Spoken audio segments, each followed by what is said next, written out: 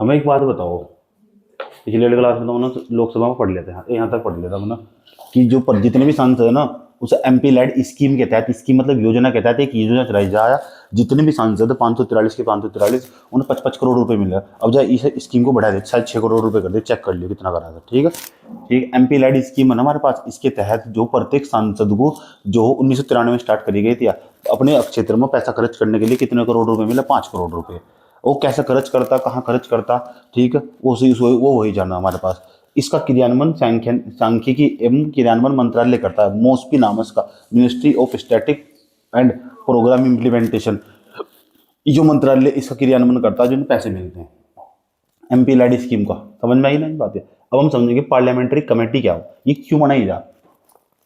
अगर संसदीय समिति ना हो तो संसद पर नियंत्रण कैसे रखा जाएगा? ये तो चाहे जितना चाहो इतना पैसा निकाल लेंगे, सही बात है। और जितना पैसा चाहे इतना पैसा आरबीआई को क्या छपवाएगा, पूरे देश को पैसे पैसे तो भर देंगे। मशीन तो है ही, क्यों नहीं सब कुछ छाप का पैसा बांट दो। तेरे दिमाग में भी आता होगा इस तरह करके बचपन में, सब कुछ छाप का पैसा बांट दो। अगर ऐसा कर दिया ना तो फिर कोई काम कौन करेगा? फिर कोई काम कौन करेगा? इस पर भी पैसे, इस पर भी पैसे, इस पर भी पैसे। नुकई मैं तुझे जा रही ट्यूशन, मुझे कह दे पढ़ रही, पैसा तो मेरे ऊपर तेरा। समझ बात है? अब खर्च करेंगे तो देश के अंदर महंगाई बहुत बढ़ जाएगी, और दूसरा क्या, प्रोडक्शन नहीं होने का, पूरा देश रुक जाएगा। ऐसा कभी नहीं कर सकते। समझ बात? इसलिए संसद को कंट्रोल करने के लिए क्या बनाई गई है? संसदीय समितियां बनाई गई है। यह संसदीय नियंत्रण का महत्वपूर्ण उपकरण है। याद रखना, संसदीय समिति का एक महत्वपूर्ण काम है, मेंस में भी लिखनी पड़ जाए ना इंडिया कि संसदीय समितियों का महत्वपूर्ण काम क्या हो। जो पार्लियामेंट्री कमेटी हो, पार्लियामेंट्री कमेटी का काम हो हमारे पास, जो पार्लियामेंट पर कंट्रोल करने का काम हो, नियंत्रण करने का काम हो, एक उपकरण, इंस्ट्रूमेंट है एक प्रकार का। संसदीय समितियों में मंत्रियों तथा सदस्य, संसदीय समितियों में मंत्रियों को सदस्य नहीं बनाया जाता। उन पर तो काम ही करवाना, उन्हें तो कंट्रोल ही करना मंत्रियों को, फिर उन्हें सदस्य बना रहे समिति का। एक समिति के अंदर 10-15 बंदे बैठा लिया जा, 10 बंदे, 15 बंदे, 50 बंदे, 100 बंदे, ऐसा कर समझ नहीं बात क्या? 100 तो नहीं होते, 21 बंदे, 31 बंदे संसदीय समितियों में। अलग अलग प्रकार की संसदीय समिति बनाई जा, किसी स्पेशल जांच के लिए भी बनाई जा सके, बस इतनी बात है। संसद को कंट्रोल करने के लिए या किसी विशेष मुद्दे के लिए भी समिति बनाई जा सके। उसमें संसद के सदस्य होंगे, पक्ष के भी हो सके, विपक्ष के भी हो सके, समझ गए? लेकिन मंत्री नहीं हो सकता संसदीय समिति में, याद रहेगी बात या कि मंत्री तो सरकार में ना। समझ बात या तो दिक्कत खड़ी है, इंपॉर्टेंट बात है। सामान्य समिति में मंत्री सदस्य नहीं बनाया जाता। राजभाषा समिति का उल्लेख भारतीय संविधान की एक समिति है, राजभाषा समिति। राजभाषा को बनाने के लिए, बात मैंने पहले भी पढ़ी थी जब वो पढ़ा रहा था तुम हिंदी साहित्य। राजभाषा समिति का उल्लेख भारतीय संविधान के अनुच्छेद 344 में, जो राजभाषा समिति हो उसका उल्लेख अनुच्छेद 344 में। समझ बात है? अन्य समितियों का उल्लेख संविधान में नहीं है, बस एक समिति का उल्लेख है, किसका? राजभाषा समिति का। कौन से, कहाँ थी? 344। राजभाषा समिति ऐसी समिति जो राजभाषा के बारे में विचार करती है, हमारे देश की राजभाषा क्या होगी, वह बात अलग है। 344 अब अस्तित्व में नहीं है, क्योंकि राजभाषा बतानी चाहिए थी ना हमारे, है शायद अस्तित्व, पता करिए। वित्तीय समिति हमारे पास, फाइनेंशियल कमेटी क्या हमारे पास। अब हम समझेंगे वित्तीय समितियां क्या हो, किस चीज को फाइनेंशियल कमेटी बनाई जा। वित्तीय समितियों की संख्या टोटल 3 हमारे पास। ये धन से संबंधित, जहाँ वित्त की बात आ जाए ना, वो धन से संबंधित होगा। समिति का मतलब उसमें कुछ मेंबर होंगे, मिलकर बनाए होंगे। अब हम समझेंगे कौन सी फाइनेंशियल कमेटी हो, कौन सी वित्तीय समितियां हो हमारे पास। यहाँ तक सवाल आ गया पेपर में। लोक लेखा समिति क्या हो, पब्लिक अकाउंटिंग कमेटी क्या हो, इसे पीएससी बोल रहा। वैसे तो इसकी स्थापना अंग्रेजों के समय में हुई थी 1921 में, तब तुम गुलाम ही थे, या तब से बनाई गई थी। लोक लेखा समिति बनाई क्यों जा, कारण क्या हो? पहली बात तो ये समझ लो, वित्तीय समिति का, यह भी एक वित्तीय समिति। इसके बाद जो पढ़ोगे दूसरी समिति, वह भी वित्तीय समिति। तीसरी पढ़ोगे वह भी वित्तीय समिति। तो टोटल मिलाकर समितियों की संख्या कितनी? 3। और ये जो समिति है, जो कमेटी है हमारे पास, ये तीनों की तीनों जो कमेटी है, फाइनेंशियल कमेटी, तीनों तीनों वित्तीय समिति है हमारे पास। धन से संबंधित बात होगी यहाँ, धन का ही बंटवारे की बात होगी यहाँ। धन कैसे बांटा जाएगा, कहाँ रखे जाएगा, कैसे दिया जाएगा, और इनके बारे में समझते हैं। हमारे पास वित्तीय समिति कौन कौन सी हो। एक हमारे पास हो लोक लेखा समिति। अब तुम पढ़ने के जितने शब्द ना तुम्हारे पास, ये सारे सारे तुम्हारे दिमाग में जाने लगे। ऐसी कोई भी चीज बोलूंगा ना मैं जो तुम्हारी समझ में नहीं आने की, क्योंकि तुमने ये चीज पहले ही पढ़ रखी है, ये सिर्फ रिवीजन हो रहा है। आगे चले उसको सिर्फ समराइज करना पड़ा। इतना रास्ता बच्चा तय कर चुका हो, इतना इतना इतना सा रास्ता तय करना पड़ेगा, पुश करना पड़ेगा, रिवीजन करेगा। जो बच्चा रिवीजन करेगा उसका खेल होगा, समझ गए? तो उन्होंने बताओ लोक लेखा समिति की स्थापना कब? 1921 में। भारत शासन अधिनियम 1919 के तहत। जब भारत शासन अधिनियम 1919 आया था ना, अंग्रेजों के टाइम का, वो इंडियन काउंसिल गवर्नमेंट एक्ट आया था हमारे पास, जो 1919 का, अंग्रेजों के टाइम का, जब वो रोल ऑफ एक्ट ले गए थे मैं, उसके समय पे हमारे पास है ना, उसी के बाद ये ले गए थे रोल ऑफ एक्ट के टाइम पे हमारे पास भारत शासन अधिनियम 1919। और इसमें लिख रखा था कि लोक लेखा समिति क्या हो, समझ में आई बात है। फिर भारत के हमने आज भी संविधान के अंदर भी इसका प्रावधान करा ना, तो तब से चली आ रही समिति है बनाई जा 1921 में इसकी स्थापना हुई थी। पूछा जा तुमसे लोक लेखा समिति कब बनाई गई थी? 1921 में। पूछेगा तुमसे कौन से अधिनियम के तहत बनाई गई थी? भारत शासन अधिनियम 1919 के तहत। इनकी कुल सदस्य संख्या, अब जो लोक लेखा समिति हो ना, इसमें टोटल मिलाकर 22 सदस्य हो। ये भी पूछा इसमें लोक लेखा समिति में कितने सदस्य हो? 22 सदस्य की समिति हो। आज भी बनाया, हाँ, और आज भी बना संसद में 543 बंदे ना बैठे अनुमति बनाया। अच्छा, इसमें 15 लोकसभा से ले जा, 7 राज्यसभा से ले जा सदस्य, आज भी बनाई जा समितियां। अच्छा सर जी, इसका काम क्या हो? 1967 तक, 67 में तो आजाद हो गए थे, 67 में तो 67 तक इस समिति का अध्यक्ष लोकसभा के विपक्ष के सांसद को बनाया जाता है। अब इसलिए लोकसभा अध्यक्ष की नियुक्ति के द्वारा, तो जो लोकसभा में जो विपक्ष का नेता हो उसे इसका अध्यक्ष बनाया जाए इस समिति का, पब्लिक अकाउंटिंग कमेटी का। क्यों कह रहा हूं मैं? पब्लिक का पैसा कहाँ खर्च हो रहा है इस बात को देखने के लिए विपक्ष इधर बैठा हुआ, इसलिए उसका अध्यक्ष बनाएगा। नहीं तो पैसा कहीं भी खर्च कर देंगे जिनकी सरकार है। समझ में एक बात है, इसलिए लोक लेखा समिति से ही पूछ कर पैसा खर्च होगा। पब्लिक अकाउंटिंग कमेटी का इतना बड़ा काम हो, क्योंकि जनता का पैसा, इसीलिए विपक्ष के सांसद जो विपक्ष का नेता हो, इस टाइम हमारे पास विपक्ष के नेता को हम LOP बोल रहे हैं। राहुल गांधी का नाम सुना था, वो इस टाइम LOP है। LOP का मतलब leader of opposition, leader of opposition, विपक्षी दल का नेता, विपक्षी दल का नेता। वो इस कमेटी का वो क्या हो? अध्यक्ष। कितने सदस्य हो टोटल मिलाकर इसमें? लोकसभा तक कितना हो? 7 कहाँ तक होंगे? राज्यसभा। ये केवल 15 तक जो लोकसभा तक आगे, इसमें विपक्ष के होंगे सारे, सत्ता पक्ष और विपक्ष दोनों के होंगे, दोनों का होगा। इक्वलिटी जो रखा जाए इनके अंदर भी, इस बात का ध्यान रखे जा। समझ में ये बात है। 1967 से इस समिति का जो अध्यक्ष बनाया जा रहा है वो विपक्ष के नेता को बनाया जा रहा है। ये परंपरा चल रही है हमारी। समझ में आई बात है। अब देख, पब्लिक अकाउंटिंग कमेटी होगी और ये कैग होगी। कैग बहुत इंपॉर्टेंट चीज है। कैग की रिपोर्ट पूरी सरकार को तंग कर देती है। कैग एक निष्पक्ष संस्था होगी, एक प्रकार की समझ, संवैधानिक संस्था होगी। ये सरकार के द्वारा किए गए कार्यों की जांच करती है। कैसे इस सड़क में सच में इतना पैसा लगा? केंद्र सरकार ने क्या इस रेलवे, इस पुल को बनाने में सच में इतना पैसा लगाया? क्या केंद्र सरकार ने इस जंगल में सच में इतने पेड़ लगाए? क्या केंद्र सरकार ने अरावली में अरावली के अंदर जो वो सच में खुदाई नहीं कर दी? समझ बात है। कौन सी स्कीम में सरकार ने कहा कितना पैसा लगाया, वो कैग काम करता। तो पब्लिक अकाउंटिंग कमेटी भी तो यही काम कर रहा है, लगा लगा। पब्लिक अकाउंटिंग कमेटी और कैग द्वारा राष्ट्रपति के माध्यम से संसद में रिपोर्ट की गई रिपोर्ट की जांच करती। देखो, पब्लिक अकाउंटिंग कमेटी, कैग ने जो रिपोर्ट रखी वह सही है गलत, उसकी जांच करने का काम करती है कौन? Public accounting committee. Public accounting committee में कितने बंदे हो? 22। ये 22 बंदे जांच करके बताएंगे जो कैग की रिपोर्ट है राष्ट्रपति के माध्यम से, राष्ट्रपति को कहकर, और जो कैग की रिपोर्ट आई, क्योंकि कैग की रिपोर्ट के माध्यम से सरकार को कंट्रोल कर रखा जाए। अगर कैग की रिपोर्ट नहीं आ गई तो मामला गड़बड़ हो जाएगा। अभी कैग ने एक रिपोर्ट निकाल ली, जो स्किल डेवलपमेंट प्रोग्राम 2014 में मोदी जी से चलाया था ना, उसके बाद पता क्या हुआ? 95% अकाउंट फेक है उसमें। समझ गए? अभी देखिए, तुम देख कैग की रिपोर्ट, ये है ना गूगल, पता लग गया कैग का मतलब काम क्या हो? कैग का काम पब्लिक अकाउंटिंग कमेटी के साथ मिलकर काम कर रहा है कैग। देखो, तुम्हें एक पढ़ाता है कि रिपोर्ट पढ़ाता हूँ तुम्हें। किधर गया?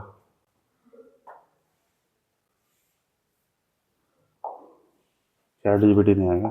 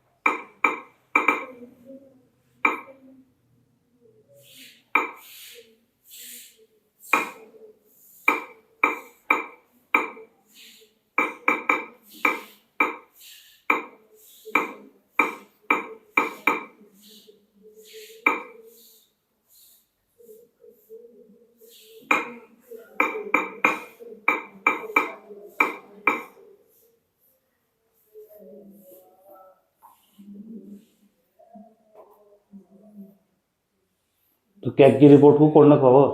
Public accounting committee. समझ गए? कहाँ रखा हुआ? संसद के अंदर, ताकि संसद के लोग पढ़ दो इन्होंने कहाँ कितना घोटाला कर लिया। अभी देखो यहाँ से क्या नियंत्रक मामले की रिपोर्ट, स्किल डेवलपमेंट प्रोग्राम, कौशल विकास कार्य, प्रधानमंत्री कौशल विकास योजना चलाई गई थी। ये सेंटर खोले गए थे, कंप्यूटर सिखाएंगे, वो सिलाई मशीन सिखाएंगे, फलाना सिखाएंगे, ढींगबा सिखाएंगे। सबसे बड़ा घोटाला हुआ हो, सबसे बड़ा घोटाला। तो वही बात यार, क्या पता क्या कर, कहाँ कितना पैसा खर्च हुआ। नहीं तो ये सरकार कहीं भी कितना पैसा खर्च कर रही है। क्या की रिपोर्ट आई, देखो क्या की रिपोर्ट आई, प्रधानमंत्री कौशल विकास योजना पर ऑडिट करा गया सर। जब ये ऑडिट करा ना, सीए का काम ऑडिट करने का, तो वही बात है जो सीए जी है हमारे पास, प्रधानमंत्री कौशल विकास योजना क्रियान्वयन योग्यता, वित्तीय अनुशासन और क्रियान्वयन परिणामों रिपोर्ट पेश की है दिसंबर 2025 में। लोकसभा के अंदर, राज्यसभा में प्रस्तुत कर, लोकसभा में गई पहले बार रिपोर्ट, फिर राज्यसभा में गई। तो लोकसभा में, राज्यसभा में किसने रखवाई होगी? पब्लिक अकाउंटिंग कमेटी ने। तो क्या की रिपोर्ट किसे कहकर, राष्ट्रपति को कहकर रखा होगा। समझ में आई बात है। तो इसका उद्देश्य क्या था? प्रधानमंत्री कौशल विकास योजना का उद्देश्य क्या था? भारत के युवाओं को उद्यमी और कौशल संबंधी कौशल देना, ताकि उन्हें उद्यमी बनाया जा सके। स्कीम अच्छी थी। अब देखो कितना बड़ा स्कैम हुआ। उन्हें नौकरी प्राप्त रोजगार के लिए सहायता भी देते 500 रुपए, ताकि मैं काम सीखने आ जाए, स्किल सीख ले कम से कम में। प्रशिक्षण और प्रमाणों के माध्यम से सर्टिफिकेट देते थे और स्किल मिशन को सशक्त बनाना इसका काम था। ये जो चलाया प्रधानमंत्री कौशल विकास योजना, मैंने कैग की रिपोर्ट आने से पहले मैंने अपनी क्लास में पहले जिक्र कर दिया था, एक बहुत बड़ा स्कैम है। It is the biggest scam in India. क्यों कह रहा हूँ मैं, समझ लो। 95% अकाउंट फेक खुले हुए। पैसा किसके खातों में गया हो? समझ में बात यार, ये पैसा किसके खातों में गया? मुझे पहले इस बात का पहले आभास था, मैंने कहा बहुत बड़ा स्कैम चल रहा है। तो सरकार ने बहुत पैसा डाला था इसमें। देखो कैग की रिपोर्ट, यहाँ लिखा हुआ डेटा सत्यापन में गंभीर गड़बड़ियां और लगभग 94% से अधिक लाभार्थी बैंक खाते गलत, फर्जी और रिक्त पाए गए। देखो देखो देखो कितनी ऐसे अकाउंट नंबर, जैसे असंगत अकाउंट नंबर, ये अकाउंट नंबर है, नकली अकाउंट नंबर। ये 95% खाते के फेक खुले हुए, 94% के आसपास। अब सोच लो, इसमें इससे डीबीटी सही ढंग से भुगतान नहीं हो पाया, क्योंकि डीबीटी के तहत पैसा अकाउंट करते हैं, डायरेक्ट बेनिफिट ट्रांसफर हो हमारे पास खाता, उसी खाते में पैसा जाएगा जिसके लिए ये स्कीम लाई गई है। समझ में आई बात? जो लाभार्थी होगा उसके लिए। तो कितना बड़ा स्कैम चला देखा है वो। समझ में? स्किल डेवलपमेंट प्रोग्राम का कितना, ये प्रधानमंत्री कौशल विकास योजना का, प्रधानमंत्री कौशल विकास कितना बड़ा स्कैम है। तभी बताया था मैंने, इकोनॉमिक्स पढ़ाते पढ़ाते तो मैंने कहा बहुत बड़ा स्कैम चल रहा है। आज से 4 साल पहले, 3-4 साल पहले। समझ गए? देखो भुगतान और फंड में वितरण समस्या, लाखों सर्टिफाइड उम्मीदवारों को 500 रुपए डीबीटी का भुगतान अब नहीं मिला, क्योंकि बैंक विवरण नहीं मिला। बैंक विवरण सही नहीं है उनका। तो जब कैग की रिपोर्ट आई ना, तब पता लगा ये तो कितना बड़ा स्कैम चल रहा है। एक ही खाते में, जो एक ही खाता कई लोगों के नाम से चल रहा है, कई लोगों के नाम से, कितना बड़ा स्कैम चला है। समझ बात है? 34 लाख सर्टिफाइड और लाभार्थियों को भुगतान लंबित रहा लगभग। क्यों रहा? कारण ये देखो, अब प्रशिक्षण जहाँ ट्रेनिंग दी जा रही और जो गुणवत्ता क्वालिटी नहीं है उसके अंदर, ट्रेनिंग सेंटर बंद ही किया, काम नहीं कर रहे बिल्कुल भी। अब बताओ वहाँ कौन सीखने जा रहा है स्किल? कहाँ गई थी सिलाई मशीन में? कहाँ गया सारा जो प्रोग्राम कह रहे थे गाँव गाँव में जाके स्किल प्रोग्राम चलाएंगे, ठीक, वो फेल होगा सभी इनका A to Z पूरी तरह। Skill certified best in class मानकों के अनुरूप नहीं है, कुछ नहीं है, कोई स्किल नहीं है उनके पास। लाभार्थियों की पात्रता में अनियमितताएं है हमारे पास। अपर्याप्त उम्र, उम्मीदवारों को प्रशिक्षण और प्रमाणन दिया गया, जिनकी उम्र नहीं है उन्हें भी हमारे पास सर्टिफिकेट ठगा बैठ दिया गया, क्योंकि उन्हें जो सेंटर खोल रहा था उससे पैसा चाहिए था, उन्हें खूब पैसा कमाया था बैठ। समझ गए? नियमों के बावजूद पात्रता मानदंड, उम्र, योग्यता का पालन नहीं हुआ। पता लग चुका है? डेटा विश्वसनीयता और निगरानी के मुद्दे, ये सब इसकी कैग की रिपोर्ट आई है, दिखाई हुई ना तुम, कैग की रिपोर्ट जो आई है हमारे पास। पता लग चुका है कैग की रिपोर्ट क्या कह रही? 95% अकाउंट फेक। पता लग गया? तो कैग पता लग गया क्या काम कर रहा? सरकार ने कहा किसी योजना में कितना पैसा डाल रहा है, उसकी ऑडिट करने का काम, उसका परीक्षण करने का काम, जांच करने का काम कैग का हो, और पब्लिक अकाउंटिंग कमेटी का काम हो कैग की रिपोर्ट को जाकर पार्लियामेंट के सामने रखवाना, लोकसभा में भी राज्यसभा में। तो वही बात है, पता लग गया? ये हो पब्लिक अकाउंटिंग कमेटी का काम है। पब्लिक अकाउंटिंग कमेटी आज तक काम नहीं कर रही, 1921 से काम कर रही पब्लिक अकाउंटिंग कमेटी। समझ में एक बात है? नहीं तो सरकार कहीं ना, तो सरकार की मनमर्जी जागी, नहीं तो जितना भी पैसा खर्च कर देगी। इसलिए संविधान बनाने वालों ने इस बात का भी ध्यान रखा। समझ में आया बात? है तो ऑडिट करने का काम हो उसका, कैग का। कितने मेंबर हो टोटल मिला के? तो 2200, 15 तो लोकसभा आएंगे, 7 आगे राज्यसभा। समझ में आया? पता लगा कितना बड़ा स्कैम चल रहा है।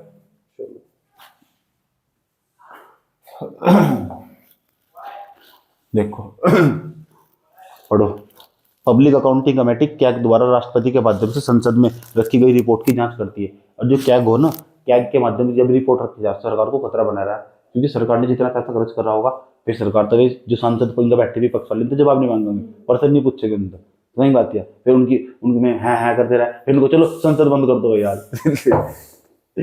समझ नहीं बात है, आज छुट्टी होगी तुम्हारी। तो कैग है ना, कैग पर जो कंट्रोल करने का काम करे, सरकार पर नियंत्रण करने का, सरकार पर नियंत्रण करने का काम हो कैग का, पब्लिक अकाउंटिंग कमेटी के माध्यम से। पीएसी और कैग का मित्र, पीएसी कैग का मित्र, दार्शनिक मार्गदर्शक कहते हैं। देखो दोनों मित्र के साथ मिलकर काम कर रहे हैं, पब्लिक अकाउंटिंग कमेटी में जो बंदे बैठे हुए हैं और जो कैग वाले बंदे, दोनों मिलजुल कर काम कर रहे हैं, दोनों की जगह पे बैठ कर चाय पिए हैं। सही बात है। इनके सदस्य ने कहा हाँ भाई दिखाई करे तेरी रिपोर्ट कैसी है, उसने कहा सरकार की किरकिरी होगी, और सरकार की बहुत किरकिरी हो तुम, क्या हो मिमिक्री नहीं किरकिरी। और पब्लिक अकाउंटिंग कमेटी के वर्तमान अध्यक्ष कौन? अधीर रंजन चौधरी। अभी मुझे मालूम नहीं है कौन, अभी तुम चेक करके नए वाला बताओगे मुझे कौन वर्तमान समय का। सही बात है। पब्लिक अकाउंटिंग कमेटी के यहाँ अपडेट करोगे, पता करके बताओगे कि इस टाइम वर्तमान समय में पब्लिक अकाउंटिंग कमेटी के अध्यक्ष कौन? अधीर रंजन चौधरी तो वहां था कलकत्ता का, पश्चिम बंगाल का, अभी बदल गया होगा, देख के बताना कौन पब्लिक अकाउंटिंग कमेटी का अध्यक्ष इस टाइम। अभी मेरे हिसाब से राहुल गांधी होना चाहिए। अनुमान समिति, 3 समिति बताई थी मैंने तुमको, 3 समिति हो जो वित्तीय समितियां हो। वित्तीय समिति का काम क्या हो? सरकार पर कंट्रोल करना। संसदीय समिति जो बनाई जाए, इनका काम सरकार पर कंट्रोल करना ही होगा। समझ में एक बात है।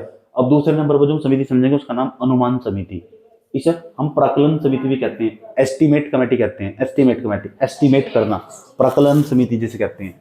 उत्पत्ति का आधार 1921 में पैदा हुई थी अभी, समझ बात है। इसकी स्थापना वैसे 1950 में की गई थी, आधार वही है इसका, सही बात है। उसके बाद हमारे पास इसकी स्थापना कब की गई थी? 1950 में। किसकी सिफारिश पर? सर जॉन मथाई की सिफारिश पर। मथाई, सर जॉन मथाई की सिफारिश पर। किसकी? सर जॉन मथाई की सिफारिश पर। इस समिति में कुल 30 सदस्य हुआ, उसमें कितने थे? ठीक, पता लग चुका है ना, ठीक है।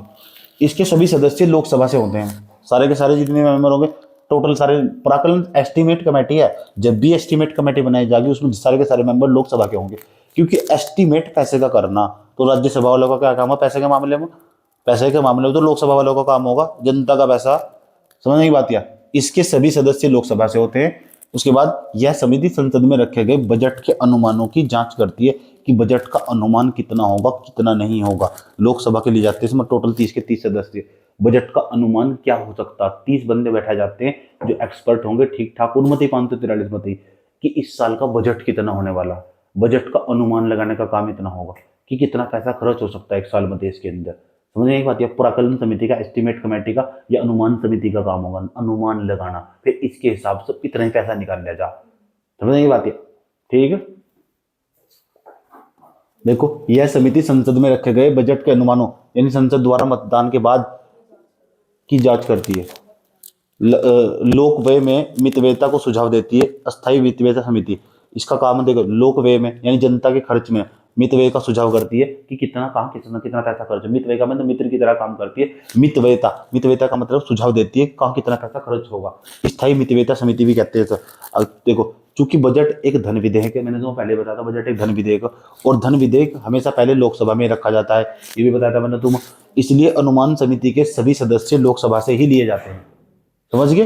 प्रत्येक समिति प्रत्येक वर्ष कुछ मंत्रालयों और विभागों की जांच कर पाती है। तो समिति प्रत्येक वर्ष कुछ मंत्रालयों और विभागों की जांच कर पाती है। कुछ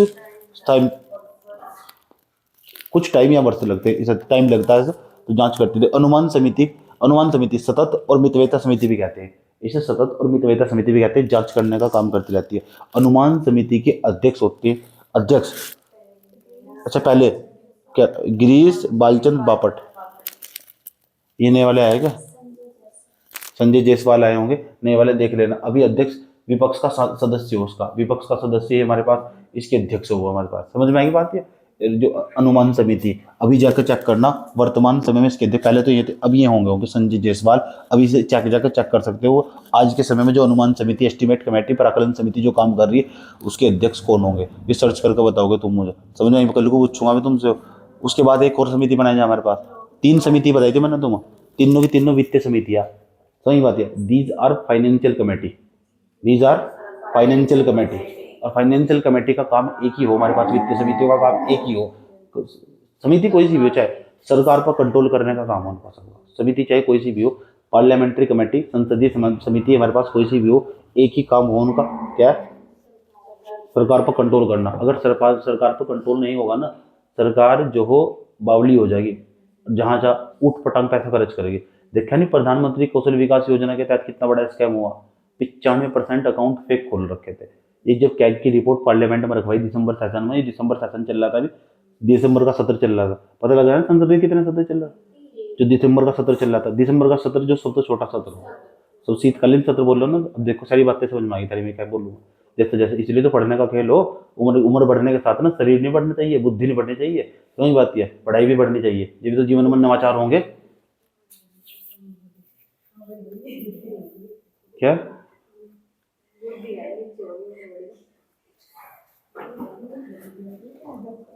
उम्र बढ़ने के साथ साथ जो हो नॉलेज भी बढ़नी बहुत जरूरी हो। अब लोक उद्यम समिति, इसे कोपू बोल रहा हूँ, कोपू, ए कोपू याद है लो, कोप इसे बोलते हैं कमेटी ऑन पब्लिक अंडरटेकिंग। हमारे पास आजकल मम्मा जी दिखाई दे रही मुझे, जिंदा। अच्छा,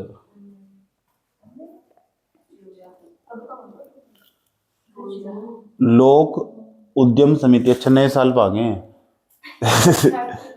कोपू, नए साल की छुट्टी रखूंगा, कोई दावत दुवत नहीं है। कमेटी ऑन पब्लिक अंडरटेकिंग पढ़ लो, दावत दुवत कुछ नहीं है, अब तेरी उम्र नहीं रही, ठीक। अब हमने उम्र का लिहाज करो, समझ, उम्र भी महसूस होनी चाहिए, है नहीं, उम्र महसूस होनी चाहिए, नहीं उम्र महसूस होनी चाहिए, नहीं मैं तो 20 साल का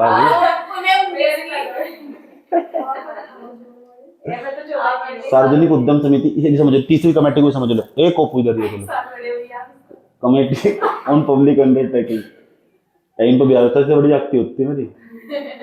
सुन लो, सरकारी सरकारी उपक्रम उद्यम समिति, जितने भी सरकारी उपक्रम, LIC का नाम सुना तुमने, LIC में किसी का बीमा भी होगा, तेरे घर वालों ने करवा रखा होगा, तो जो LIC का बीमा हो ना, LIC में कुछ पैसा सरकार का हो डाल करके, तुझे ठीक है, और थोड़ी देर जाना पड़ा ना सुन लो, ध्यान लगा, सरकार जहां भी जितना पैसा डाल कर रख, सुन लो, सरकार जितने भी बेचेल का नाम सुना है, भेल का भेल, बेचेल में कितना पैसा खर्च हो रहा है, ये तो अपनी मनमानी करके लगा सका पैसा। ऐसे ऐसे बहुत सारी सरकार की कंपनी, जो सरकारी कंपनी ना, उसमें हम ये बोल रहे सरकारी उद्यम या सरकारी उपक्रम भी बोल रहे हम, सरकारी उसमें तो उन पर कंट्रोल करने के लिए हमारे पास जितने भी सरकार के उद्यम है, जितने भी सरकार की कंपनियां, उन पर कंट्रोल करने के लिए भी कितना पैसा खर्च कर रही, कितना कमा रही, उन पर भी तो कंट्रोल करने के लिए कमेटी होनी चाहिए, इसलिए बनाई हमने कोपू। सही बात है। और इसमें संसद के सदस्य होंगे, लोकसभा के राज्यसभा के देखेंगे कितने सदस्य होंगे टोटल मिला के, कोपू के अंदर टोटल मिला के हमारे पास, या कर्षण मेमन समिति 1963 के सुझाव पर 1964 में बनी थी समिति, यह बनी थी 1964 में।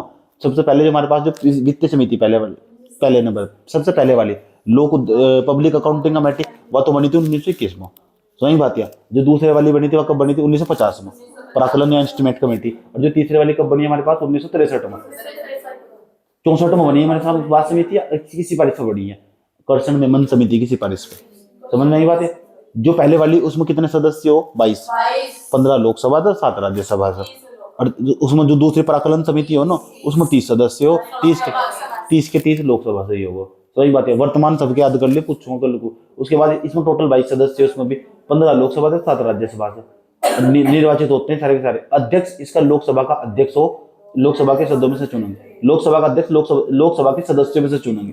तो जो हमारे पास लोक उद्यम समिति, लोकसभा का अध्यक्ष बताएगा कि इस वाली समिति का अध्यक्ष कौन बनने वाला। जो लोकसभा का अध्यक्ष इनमें से चुनूंगा, 543 में से बैठ। यह समिति जो काम करती है, क्या काम, यह समिति का काम क्या है, जो लोक उद्यम समिति हमारे पास है, कोपू का काम क्या हो, यह समिति कैग द्वारा लोक उद्यमों पर रखी गई रिपोर्ट की जांच करने का कार्य करती है। कैग सरकारी कंपनी बेचेल का ऑडिट होगा। जब भी बेचेल का ऑडिट होगा ना, ऑडिट का मतलब उसका जांच होगी, परीक्षण होगा, कहाँ कितना पैसा खर्च करा गया, कौन सी कोई चीज फेक तो नहीं है, उसकी रिपोर्ट आ गई। और रिपोर्ट को संसद के सामने रखवाने का काम इस लोक उद्यम समिति का हो, उसके साथ मिलकर काम करा, क्या किया। लेकिन सरकारी जितनी भी कंपनियां, सरकार के जहां जहां भी काम चल रहे हैं ना, सरकारी कंपनी जितनी भी काम कर रही है जहां से, उनका सबका काम इकट्ठा डेटा इकट्ठा करके संसद के पटल पर रखवाने का काम इसका होगा। कहीं घोटाला पकड़ा जा फिर उस पर डिबेट होगा, बहस हो जाए कि सरकार ने इस चीज़ में इतना पैसा खर्च कर दिया, इसलिए सरकार को पूरा कंट्रोल कर रखा जाए। नहीं तो ये तो कहीं भी कितना पैसा निकाल कर खर्च कर लेंगे और सारे दिमाग में तो सरकार इनकी है। समझ बात है, गाने में ऐसे बनाया सरकार तो साड़ी अपनी है, रैपट लग गया ना देखने, संसदीय समिति बना रखी। ये गाने उनके कामों सुनने का पता किन के, जो अनपढ़ हो जिन्हें पता नहीं। सरकार तो साड़ी पता नहीं इसका क्या मतलब है, लेकिन ना कंट्रोल करने के लिए चाहे कोई बैठा हुआ, सरकार तो साड़ी अपनी है।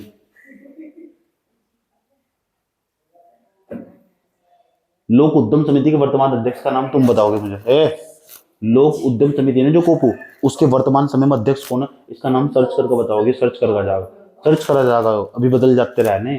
सही बात है। इन तीनों समितियों के मंत्री सदस्य नहीं होते, इंपॉर्टेंट बात है।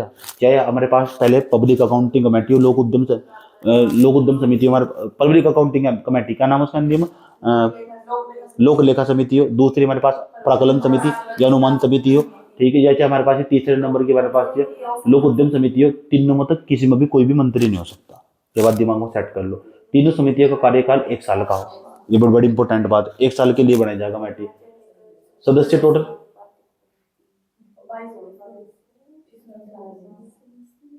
छोड़ कितने साल का हो, 1 साल का। तीनों समितियों के सदस्यों का निर्वाचन एकल संक्रमणीय अनुपातिक पद्धति से हो। एकल संक्रमणीय अनुपातिक पद्धति, गुप्त बान पद्धति नहीं होती, एकल सदस्य। तीनों समिति के सदस्यों का निर्वाचन, सदस्य को नो थोड़ा ही ना, हाँ भाई तू उस कमेटी में जाने वाला, पब्लिक अकाउंटिंग कमेटी में, तो नो थोड़े वो अपने आप आकर बैठ जाएगा, उनका भी तो चुनाव होगा। 22 सदस्य चुने जाएंगे, उनका चुनाव इस विधि के द्वारा होगा, एकल संक्रमणीय अनुपातिक पद्धति के द्वारा, जैसे राज्यसभा के सदस्यों का चुनाव होगा। अब विभागीय समिति बनाई जाए, विभाग पर जांच करने के लिए बनाई जाए, ये भी देख लो।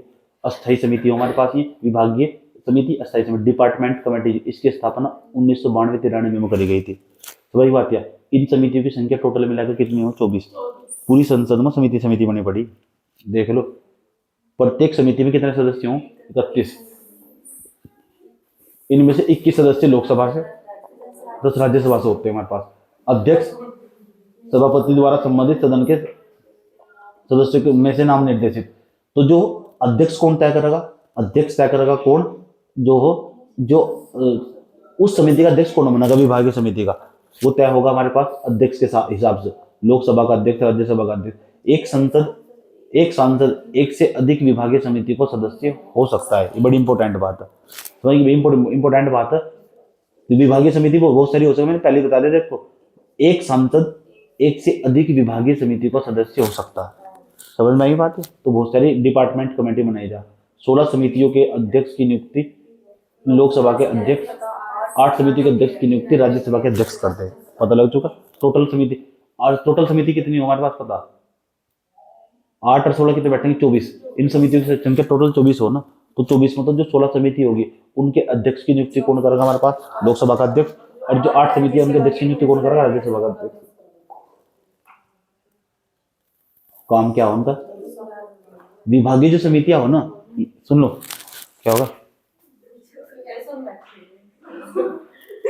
ये लीन होगी। विभागीय समितियां विभागीय समितियों की सिफारिश पर सलाहकारी प्रकृति की है, इनका काम सलाह देने का हो। सिर्फ जो विभागीय समितियां बनाई जाए ना, ये सलाहकारी प्रकृति की, इनका काम सिर्फ सलाह देने का हो, ये करो वो करो वो करो ये करो, मानना ना मानना सरकार वो अलग बात है। सही बात है, ये सलाहकारी प्रकृति की, याद रखना। ये अपने विभाग के बजट के अनुमानों की जांच करती है कि इनके विभाग का बजट कितना होगा। साइंस का हम कितना पैसा खर्च करने वाले 1 साल के अंदर, हम स्वास्थ्य क्षेत्र के अंदर, हेल्थ डिपार्टमेंट के अंदर जो कितना पैसा खर्च करने वाले, जो हमारे पास जो हम स्किल डेवलपमेंट प्रोग्राम को आगे बढ़ाने के लिए कितना पैसा खर्च करने वाला मंत्रालय, उसका डिपार्टमेंट कौन सा, उस विभाग की जांच करने का काम इन समितियों का होगा। समझ में आएगी बात मैंने क्या कहा। हम शिक्षा के क्षेत्र में कितना पैसा खर्च करने वाले, और जो एजुकेशन डिपार्टमेंट होगा उसके अंदर समिति उसके ऊपर डिपार्टमेंट के ऊपर बैठकर जांच करेगी, पैसा खर्च कर भी रहा नहीं कर रहा, और उसे सलाह भी देने का काम कर सकती है। समझ में आई बात है, ये बनाई जा। और ऐसी समितियों की संख्या टोटल कितनी हो, 24। सही बात है। यह अपने विभाग से संबंधित विधेयकों पर विचार करती है। विधेयक मतलब कानून, समझ में बात है। यह अपने विभाग से संबंधित रिपोर्ट पर विचार करती है, परंतु बजट में कटौती का सुझाव नहीं दे सकती। सही, बजट में कटौती का सुझाव नहीं दे सकती लेकिन हाँ, अपने विभाग से संबंधित रिपोर्ट पर जांच करती है, जिनके विभाग से संबंधित रिपोर्ट आई है। क्योंकि समिति एक थोड़ा ही है, 24 समिति काम कर रही है, अब सोच लो। क्योंकि हमारा देश ही इतना बड़ा, कहीं एजुकेशन पर कोई काम कर रही समिति कि देखोगे भाई कहाँ कहाँ कितना पैसा खर्च करना, कोई हेल्थ पर काम कर रही है, वही बात है। जो दूसरी ऐसी वाली जो वित्त पर काम कर रही है, हमारे पास कहाँ से एस्टिमेट जुटाया जा, मतलब पैसा जुटाया जा, तो इस तरह करके टोटल सारा का सारा पूरे देश में इस तरह ही काम चलता है। इन समितियों के माध्यम से कंट्रोल करने का तो काम करती है, सलाहकारी प्रति के ऊपर करती हो, ये नहीं करो ये कर लो, समझ बात है। अनुमान समिति संपूर्ण बजट के अनुमानों की जांच करती है, जबकि विभागीय समितियां अपने विभाग से संबंधित बजट के अनुमानों की जांच करती है। अनुमान समिति का काम क्या हो? अनुमान समिति का काम हो पूरे बजट की जांच करना, कहाँ कितना पैसा खर्च होगा, एस्टिमेट लगाना। और जबकि विभागीय समिति का काम हो केवल अपने अपने विभाग की जांच करना। तुम एजुकेशन वाले तो एजुकेशन विभाग की जांच करो, क्योंकि 16 समिति बना रखी है मैंने।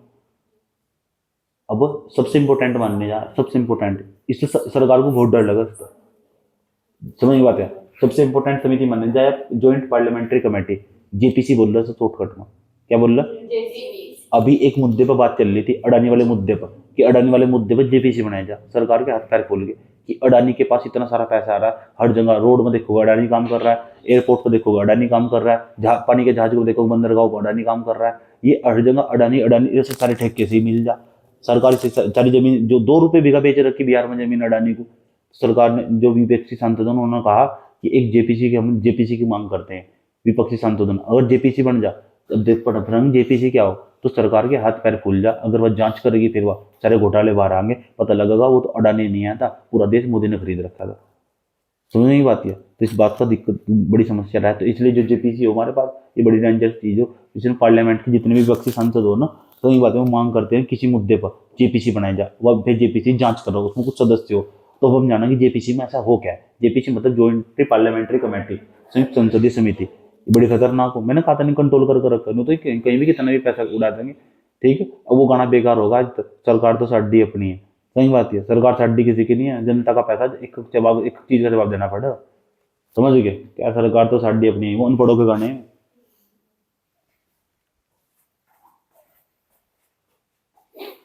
ज्वाइंट पार्लियामेंट्री कमेटी यह संसद की स्थायी समिति नहीं है, स्थायी समिति नहीं आया। इसका गठन विशेष मामलों की जांच के लिए किया जाता है।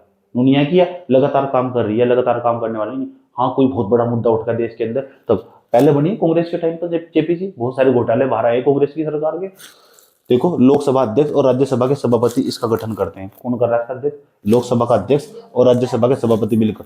सही बात है, क्योंकि ज्वाइंट पार्लियामेंट्री कमेटी लोकसभा के सदस्य होंगे, राज्यसभा के सदस्य होंगे, पढ़े लिखे सदस्य होंगे, निष्पक्ष होगी। सबसे बड़ी खास बात है, एक पक्ष की बात नहीं करने का, ट्रांसपेरेंसी होगी, पारदर्शिता होगी वहां की। समझ में ये बात है। उसके बाद इसकी सदस्यता, सदस्य संख्या निर्धारित नहीं है, कितने सदस्य होंगे भी निर्धारित नहीं है, वो तय होगा जब समिति बनेगी तब तय होगा। लेकिन जब कभी भी इसका गठन होता है तो लोकसभा एवं राज्यसभा के सदस्यों के बीच 2:1 का लिया जाता है। अगर लोकसभा तक हमने 10 सदस्य उठाए ना, तो राज्यसभा तक 5 उठा लेंगे। अगर हमने उन 20 सदस्य उठाए ना, तो इधर तक 10 उठा लेंगे, 2:1 का अनुपात।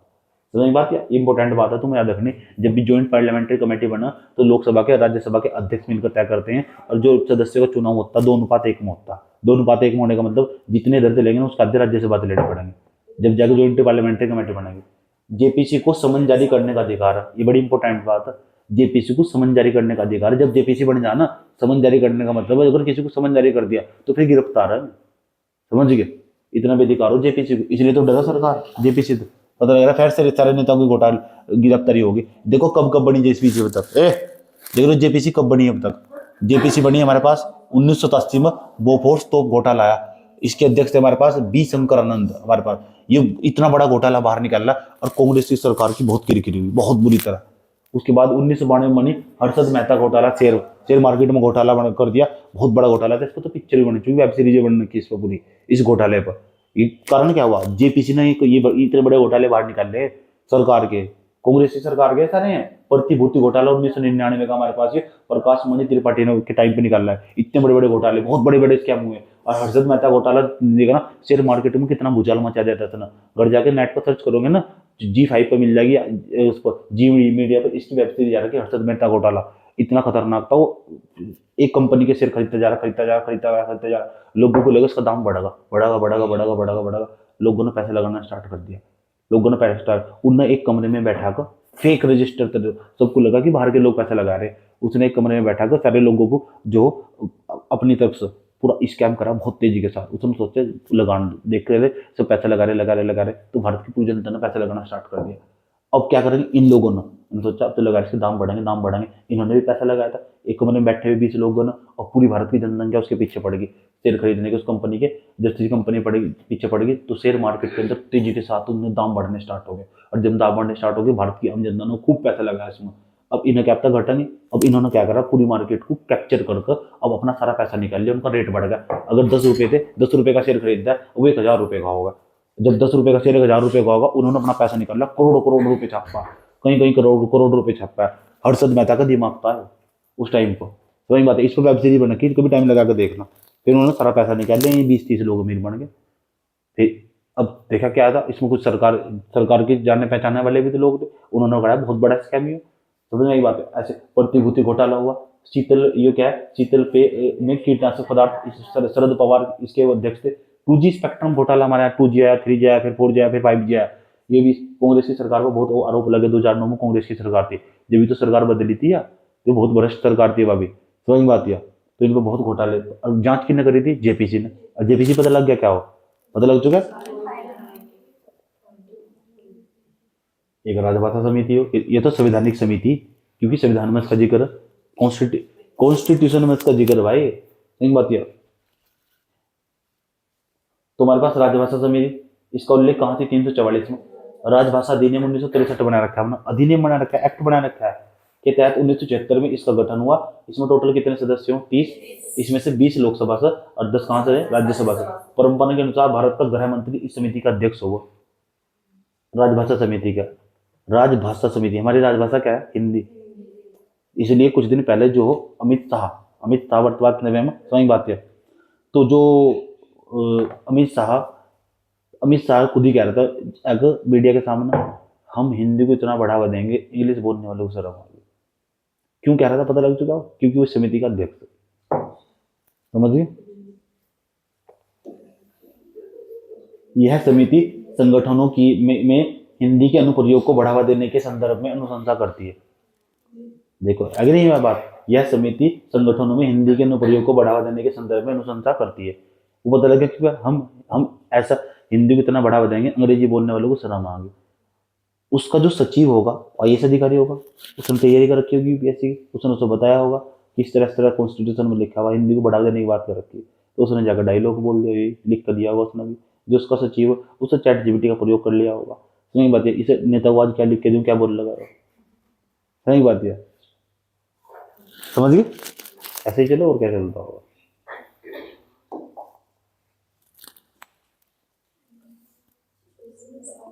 संसद के काम देखो, संसद के क्या क्या काम हो, कानून का निर्माण करना, संविधान में संशोधन करना, बजट पारित करना, निर्वाचन और हटाना। हमारे पास किसके काम है, संसद के कार्य। पहला काम बताओ क्या है,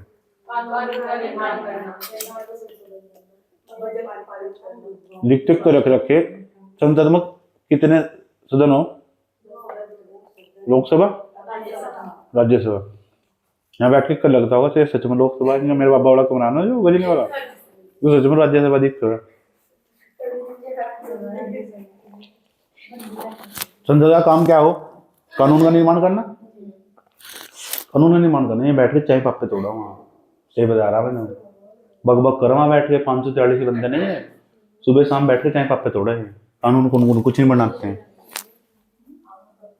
देखो संसद में संशोधन, संविधान में संशोधन करना, बजट पारित करना, निर्वाचन और हटाना। अब देखो हमारे पास कानून का निर्माण कैसे करते हैं, इसे पढ़ो क्या लिखा हुआ,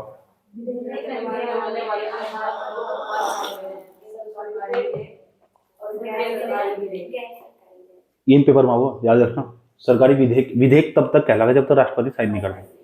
लोकसभा में रखा रहेगा, पन्ने से होंगे 4-5, सारे पढ़ो सर, ओ क्या लिख रखा था अपने, वो जनता के लिए क्या करोगे तुम, बदतमीज है तुम, ऐसा करके डांटो फटकारो जाओ आपस में। मैं नहीं मानता सर, मैं इस बात पर सहमत नहीं हूँ, एक करके उनके पास जाओ, 5-5 मिनट मिला सबको बोलने, किसी को 2 मिनट मिले, मेरा टाइम खत्म हो गया, टाइम के लिए लड़ाई बजा वहां की।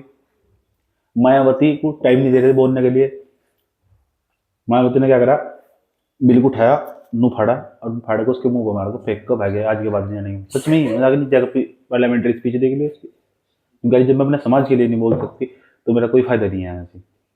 और बिल को उठाकर, बिल को पढ़ रही थी भाभी, उन्होंने कहा आपका टाइम अप होगा। राज्यसभा में सांसद थी वह, बिल को उठाया, नू फाड़ा, नू मारा, फेंक कर उसके मुंह पर, अंत भाग ली।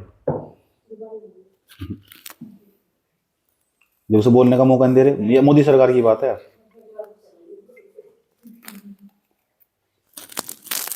समझ लो,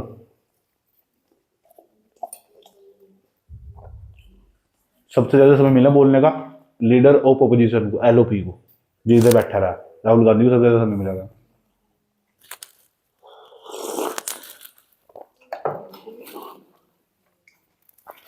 चलो, सरकारी विधेयक क्या हो?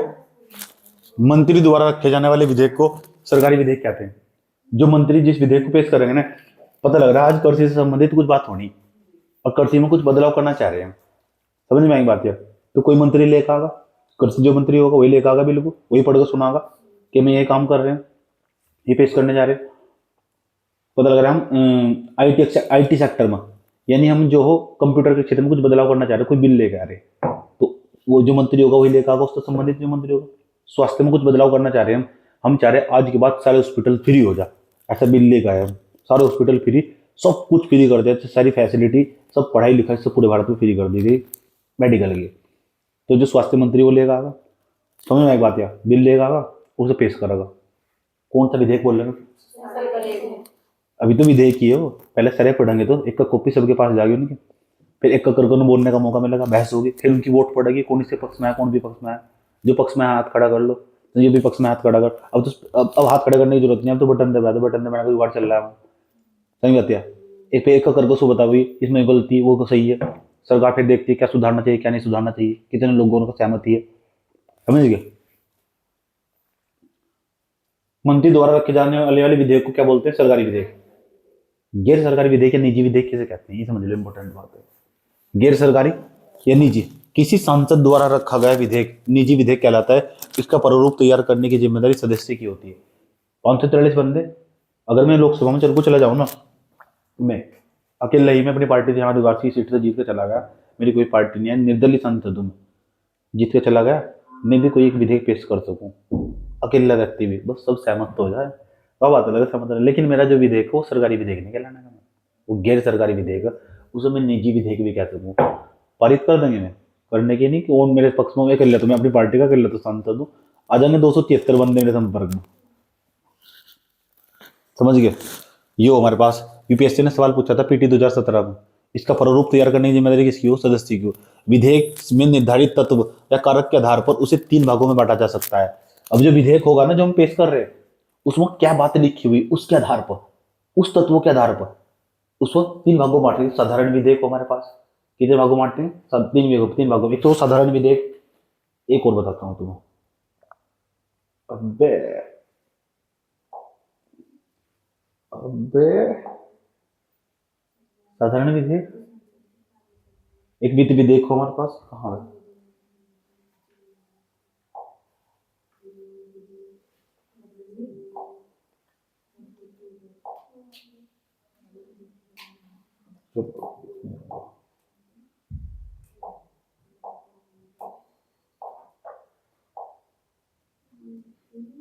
पहले नंबर को बताओ क्या हमारे पास। इसे तमीज से समझना, पेपर में सवाल आना तय है इसका। इसे पढ़ो क्या लिखा हुआ हो।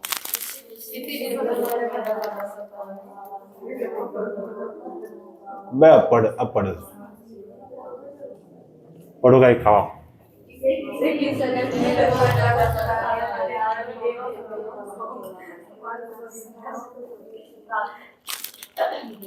अच्छा, क्या लिखा हुआ?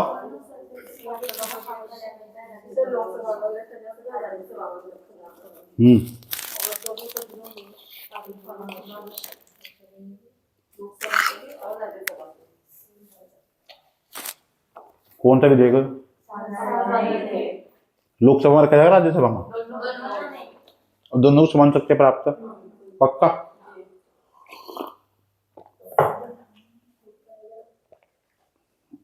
इसे देखो, पढ़ो, पे पढ़ो।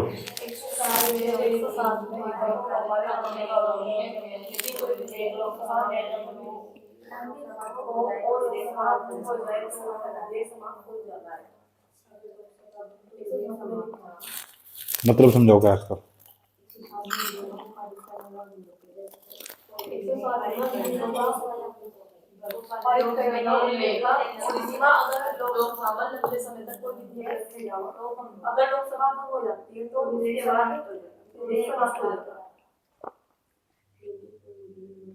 विधेयकों को पारित करने का उल्लेख अनुच्छेद 107 में। यदि कोई विधेयक लोकसभा में लंबित है और लोकसभा भंग हो जाए तो यह विधेयक समाप्त हो जाता है। समझ गए? लोकसभा तो पारित होगा, फिर राज्यसभा में लंबित हो तो लोकसभा भंग हो जाए तो यह विधेयक समाप्त हो जाता है। लोकसभा भंग हो चुकी, पहले तो लोकसभा में था वो, लोकसभा पारित हो चुका हो, पारित होने के बाद सबने साइन कर दिए, पढ़ लिया लिख लिया, साइन करके कहाँ भेज दिया? राज्यसभा में। राज्यसभा में पास नहीं हो पाया हो, समझ बात, या वहीं रखा हुआ हो तो भंग हो जाए तो भंग हो जाएगा, फिर वो तो वह विधेयक समाप्त हो जाएगा। विधेयक पर सदन में 3 वचन होते हैं। 3 वचन का मतलब 3 बार पढ़ा जाओ। यहाँ पर लिखो, क्या लिखा हुआ? साधारण विधेयकों पर अनुच्छेद 108 के तहत निम्न परिस्थितियों में संयुक्त बैठक बुलाई जाती है। अब देखो संयुक्त बैठक कब बुलाई जा, अनुच्छेद 108 के अनुसार क्या लिखा हुआ, पढ़ो। तो क्या बुलाई जाएगी?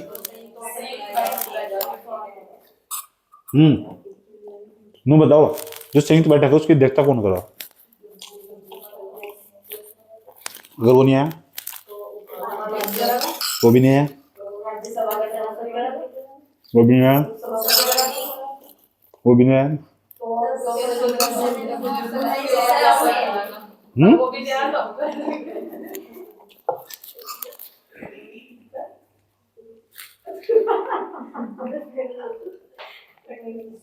पढ़ियो क्या लिखा हुआ?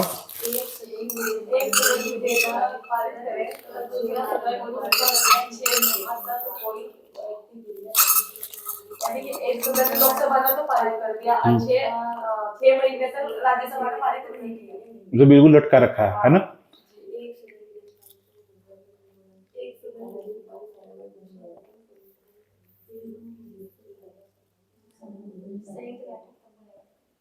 पता लग गया? यहाँ सवाल पूछ रखा संयुक्त बैठक कब बुलाई जाएगी, तो संयुक्त बैठक तब बुलाई जाएगी कि एक विधेयक तो विधेयक, साधारण विधेयक कुछ हमारे पास उससे तो पारित कर दिया, 6 महीने तक लटका रखा है बिल्कुल, तो संयुक्त बैठक का काम चलेगा ही, इसके बिना काम चलने का नहीं।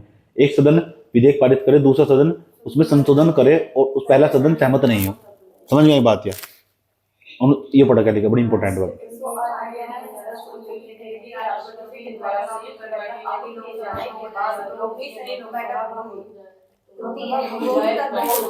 हाँ, इम्पोर्टेंट बात है, समझ गए?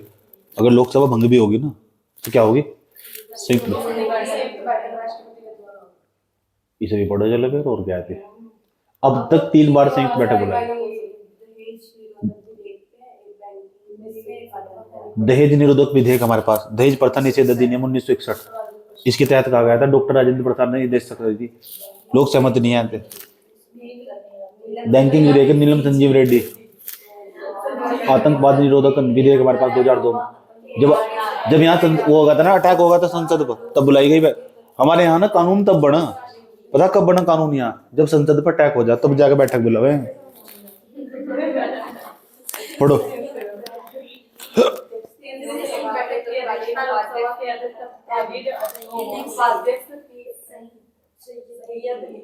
सदई सईद छोड़ दे बनेगा नहीं बेचारा, ये तो मर मुर गया। अनुच्छेद 111 राष्ट्रपति विधेयकों को स्वीकृति देते हैं तथा यह भी उल्लेखित है कि राष्ट्रपति विधेयकों को एक बार पुनर्विचार के हेतु भेज सकते हैं। संयुक्त बैठक गणपूर्ति दोनों, हाँ ये बात याद रखनी, दोनों सदनों का 1/10 संयुक्त बैठक का जो कोरम हो, एक दोनों सदनों का 1/10 हो, दोनों सदनों का मिलाकर 1/10 सदस्य अगर आए तो संयुक्त बैठक चलेगी, नहीं तो संयुक्त बैठक नहीं चलेगी। दूसरा काम क्या हो संविधान में? संशोधन करना। पढ़ो।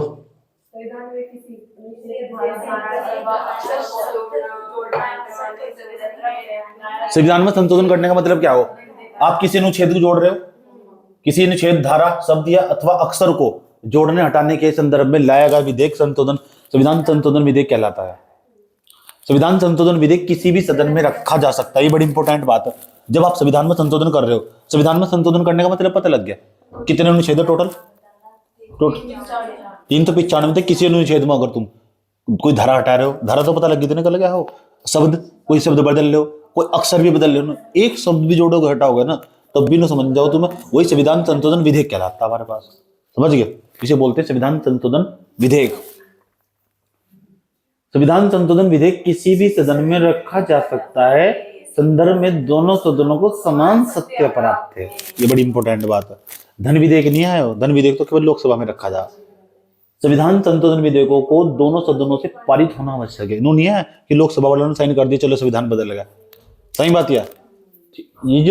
ये जो बीजेपी की पार्टी के लोग थे, ये कहते हैं संविधान बदल दिया जाएगा फलाना, 400 पार आई कितनी 240 सीट बीजेपी की होगी, 400 पार।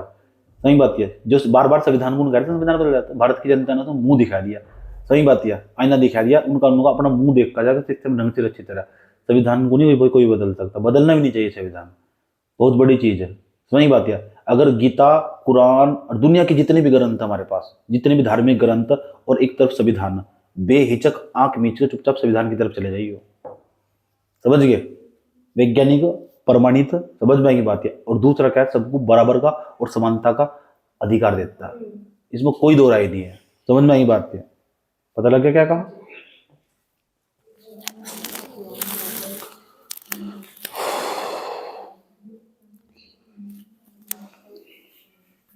जब मैंने बता दो, जीवन काल में अगर तुम्हें कोई भी चीज सही और गलत की पहचान करनी हो, भाई तुम्हें कोई भी चीज गलत पहचाननी हो, सही पहचाननी हो, इंडिया के अंदर की बात बता रहा हूं तुम्हें, तो उसे दो चीजों के आधार पर देखो, एक तो संविधान और दूसरा वैज्ञानिक तथ्यों के आधार पर उसे नमक तराजू में तोल लो।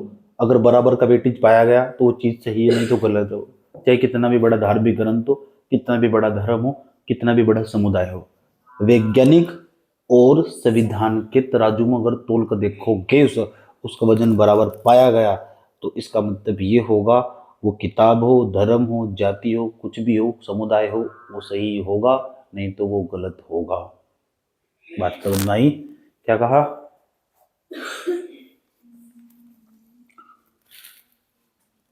तो संविधान संशोधन में दोनों सदनों से पारित होना आवश्यक है, इन पर संयुक्त बैठक का प्रावधान नहीं है। अगर संविधान संशोधन पर बात चल रही होगी ना, पता लग रहा है हम संविधान में संशोधन करना चाह रहे हैं, हम सोच रहे यार ये संविधान के अंदर था ना जो सेकुलरिज्म शब्द लिखा हुआ, पंथ निरपेक्षता शब्द लिखा हुआ, इसे हटा दिया जाना चाहिए। सेकुलरिज्म शब्द लिखा हुआ है।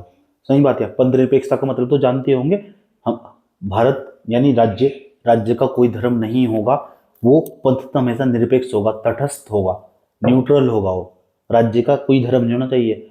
हालांकि आजकल जो मैं देखता हूँ, हमारी उत्तराखंड की सरकार के द्वारा गीता का पाठ जो हो प्रत्येक स्कूल में अनिवार्य करवा दिया गया, जो सेकुलरिज्म पर चोट पहुंचाने का कार्य करता होगा। मुस्लिम धर्म का व्यक्ति मुझे ये बता दो, कैसे सुबह को उठकर बच्चा जब जाने वाला होगा, वो यार जब स्कूल में जाने वाला होगा, वो कैसे गीता का पाठ पढ़ लगा? वो तो कुरान का पाठ पढ़ना चाहिए, क्यों गीता का पाठ पढ़वाओ जबरदस्ती? ये इनकी नीतियां सीधी सीधी संविधान पर चोट पहुंचाती है। इस तरह की नीतियां जब कोई भी सरकार बनाती है, अभी मजाक नहीं कर रहा हूँ मैं, कुछ दिन पहले न्यूज़ पढ़ रहा था, तो न्यूज़ पढ़ते पढ़ते मुझे किसी के स्टेटस पर दिखाई दिया, अब उत्तराखंड के प्रत्येक स्कूलों के अंदर गीता का पाठ अनिवार्य कर दिया गया। समझ में आई बात है? तो फिर सबसे गहरी और जो चोट पहुंचाई गई, वो आघात पहुंचाया गया, सेकुलरिज्म पर चोट पहुंचाई गई, पंथ निरपेक्षता पर चोट पहुंचाई गई। क्योंकि सेकुलरिज्म का मतलब यही हो कि किसी भी राज्य मतलब हमारे पास सरकार का कोई एक स्पेशल धर्म को प्रमोट नहीं कर सकती। बात समझ में आई मैं क्या कह रहा हूँ? पता लग चुका? क्योंकि यहाँ सभी समुदाय के लोग रहते हैं। समझ में आया बात? और सभी का सम्मान करना चाहिए, यही हो सेकुलरिज्म का मतलब।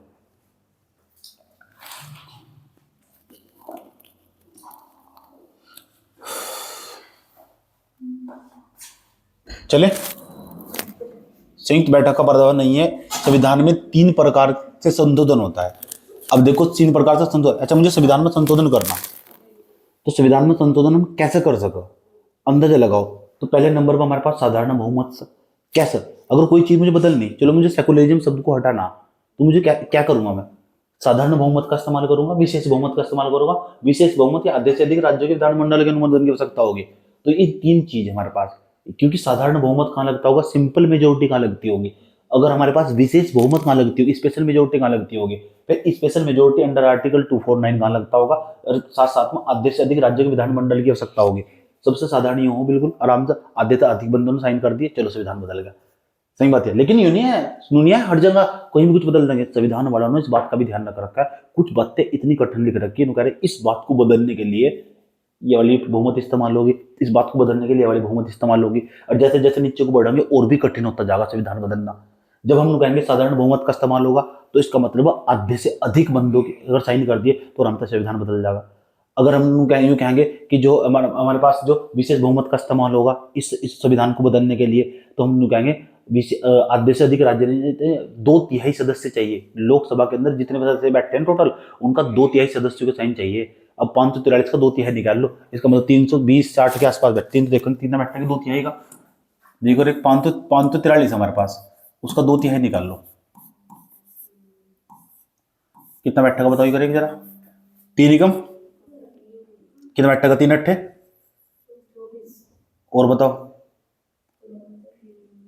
कितना बच जाएगा हमारे पास। 3 एकम 3 गुणा करिए इसकी, 2 एकम 2, 2 अट्ठे 16 का, 6 का, 2 दूनी 4 और 1, 2 दूनी 2 एकम 2, 3, 360 सीट चाहिए। अब बताओ बीजेपी की पार्टी के पास 360 सीट है? बीजेपी पार्टी के पास 360 सीट है थोड़ा ही ना अभी। सही बात है, जब भी तो कहते हैं 400 पार 400 पार, बस लोगों ने समझ लिया अच्छा 400 पार होगा ना, तो इसका मतलब सीधा ये विशेष बहुमत आराम से लगा देंगे और संविधान का कोई सा भी भाग बदल सके। जब भी तो कहते हैं 400 पार 400 पार 400 पार, समझ गए। इसका मतलब 360 के आसपास इनके पास सीट आ जानी चाहिए। अगर 360 के आसपास इनके पास सीट आई तो संविधान के अंदर विशेष बहुमत इस्तेमाल हो सकती है, बहुत सारे प्रोविजन में बदलाव करा जा सकता है। सही बात है। सीट कितनी आई उनकी, 240 बीजेपी वालों की, बाकी दूसरों के साथ गठबंधन करके उन्होंने सरकार बनाई। सही बात है।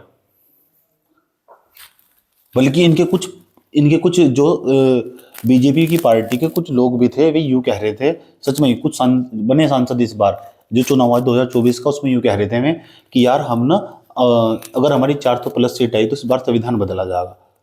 संविधान को बदलना चाह रहे हो तुम, संविधान को लागू तो करोगे। देखो पूरी दुनिया के सबसे बड़े लोकतंत्र में रहते हो, पूरी दुनिया का सबसे बड़ा लोकतंत्र हमारे पास, बशर्ते इसे ईमानदारी से लागू तो करना चाहिए। इसमें लिखे हुए प्रोविजन के आधार पर देश चलना तो चाहिए, वो तो चला ही नहीं। जब तक वो चलने का ही नहीं तो तुम कैसे इसे बदलना चाह रहे हो? अभी तो मेच्योरिटी की अवस्था में आया नहीं संविधान हो, और तुम इसे बदलना चाहते हो। समझ में आएगी बात यार, गधे सारे के सारे, अकल ही नहीं आएगी तुम्हें क्या क्या करना क्या नहीं करना। पहले उन्हें बताओ साधारण बहुमत समझ में आ चुके हो तुम। साधारण बहुमत जहां भी लगेगी तो उसका मतलब वहां आधे से अधिक बंदों के साइन होंगे, और जहां विशेष बहुमत लगेगी इसका मतलब लोकसभा में 360 बंदों के साइन चाहिए अगर संविधान को बदलना हो, तो मतलब किसी बात को बदलना हो तो भाई अगर 360 बंदों ने हामी भर दी, इसका मतलब होगा फिर वहां विशेष बहुमत लग जाएगी। विशेष बहुमत तथा आधे से अधिक राज्यों के विधानमंडल की आवश्यकता, ये विशेष बहुमत चाहिए, 360 बंदों साइन चाहिए। कुछ ऐसी बात है जिन्हें बदलने के लिए आधे से अधिक राज्यों के विधानमंडल के अनुमोदन की आवश्यकता। देखो कितनी बड़ी इंपॉर्टेंट बात है। विधानमंडल का मतलब कितने राज्य मेरे पास बताओ, 28 का आधा कर लो हमारे पास, 2 तो काटता मैंने, 14 में एक जोड़ दो कितना बैठेगा, 15 राज्यों के अंदर जाओगे, उनके अंदर विधानसभा, वहां जो विधानसभा में विधायक बैठे हुए उन तभी बिल पास करवा के लेकर आना पड़ेगा, जब जाकर संविधान बदला जाएगा। कुछ ऐसे प्रावधान भी है कॉन्स्टिट्यूशन के अंदर, कुछ ऐसे प्रोविजन भी है, ऐसे प्रावधान भी है जिन्हें बदलने के लिए इतना आसान नहीं है। जिन्हें बदलने के लिए यूं समझ जाओ लगभग 15 राज्यों के अंदर सरकार चाहिए, 15 राज्यों के अंदर सरकार चाहिए। दूसरा, बीजेपी की पार्टी को 360 के आसपास ज्यादा सीट चाहिए, जब जाकर कॉन्स्टिट्यूशन के प्रोविजन बदले जा सकते हैं। समझ नहीं बात है, कॉन्स्टिट्यूशन के प्रोविजन बदले जा सकते हैं, याद रखना बात है, तब जाकर कॉन्स्टिट्यूशन के अंदर थोड़ा सा बदलाव हो सकता। बात समझ में आई मैंने क्या कहा? और जैसा भी बदलाव होगा ना, अगर लग रहा जनता को नुकसान हुआ, उसे सुप्रीम कोर्ट में फिर चैलेंज करा जा सकता है। फिर सुप्रीम कोर्ट बात बताएगा, अच्छा संविधान बदलने की कोशिश कर रहे, मैं संविधान को नहीं बदलने देने का, तुम जो उन्होंने बिल बनाया ना रद्द कर देगा। सुप्रीम कोर्ट के पास इतनी ताकत है, समझिए। पता लग चुका मैंने क्या कहा? लोकसभा में पास, राज्यसभा में पास। अगर सुप्रीम कोर्ट को लगा ये बात जो संविधान के अनुसार नहीं है, बिल को ना रख कर लोकसभा में पास होगा चाहे चाहे राज्यसभा में पास हो जाएगा, राष्ट्रपति ने चाहे साइन भी कर दिए। अब क्या होगा, ये हमारा जो बिल होगा, अब तो कानून बोल लेंगे, ये कानून को हमारे जैसे साधारण लोग इस कानून को खींच के लेकर जाएंगे कोर्ट के अंदर। देखो साहब ये बात, ये कानून जो हो ये संविधान के आधार पर सही नहीं है। अब क्या होगा, जो हमारे पास वहाँ जो एक बेंच बैठेगी और वो बेंच तय करेगी संविधान, ये जो कानून बनाएगा ये वाला कानून इस संविधान के आधार पर है नहीं, मैच करके देखेगी कितना मैच कर रहा है। समझ बात है, और पता लग रहा है ये संविधान, ये कानून जो बनाएगा इस संविधान से मैच नहीं खा रहा, वो वहीं कट। ये पड़ा तुम्हारा पूरा का पूरा जितने भी बिल बनाएगा सब साइड में लगा लो। तो बहुत लंबी प्रक्रिया, जटिल प्रक्रिया। ये तो भारत के लोग बेवकूफ हो। समझ बात है, जिन्हें जानकारी नहीं है हम हिंदू राष्ट्र बना देंगे, ये कर देंगे, गधा पढ़ने के नंबर का। उसे इतनी सी भी जानकारी नहीं है, हमने इतनी सी भी जानकारी, वो भीड़ है एक प्रकार की, वो हो ही नहीं सकता कभी भी, असंभव। जितने भी लोग कहा ना हम हिंदू राष्ट्र बना देंगे, ये वो फलाना डेम का, एकदम गधे सारे के सारे, पॉसिबल ही नहीं है और कभी भी नहीं बनने का, कल्पनाओं में सिर्फ वो। समझ में आ गई बात है।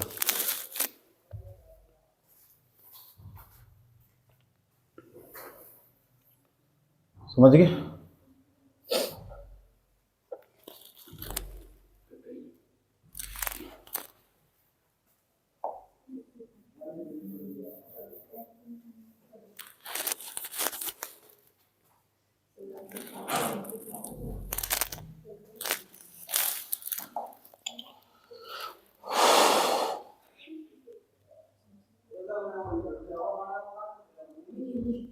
यहां तक होगा ना। संविधान में संशोधन की प्रक्रिया, संविधान में संशोधन कैसे होगा, इस प्रक्रिया का उल्लेख अनुच्छेद 368 के अंदर मौजूद है। अगर पूरा प्रोसेस समझना तुम कि पूरा का पूरा प्रोसेस क्या हमारे पास, ये अनुच्छेद 368 के अंदर मौजूद है बात। ठीक है, इसके अनुसार संविधान में दो तरीके से संशोधन होता है। एक तो विशेष बहुमत से, विशेष बहुमत प्लस आधे से अधिक राज्यों के विधानमंडल के अनुमोदन की आवश्यकता। समझ बात यार। चलो टोटल मिला के बीजेपी के राज्यों में, बीजेपी की कितने राज्यों में सरकार होगी टोटल मिला के, यूपी में होगी 8, 7, 10 राज्यों में सरकार नहीं है, 15 राज्यों का अनुमोदन चाहिए। आ जाएगी नहीं कि 15 राज्यों में सरकार, 5 साल बाद चुनाव बदल जाएगी, कहीं बदल जाएगी सरकार को कहीं भी पटकी दे देंगे। अब सोचो जिन्होंने कॉन्स्टिट्यूशन बना हुआ, कितना खतरनाक तरीके से कॉन्स्टिट्यूशन बनाया उन्होंने।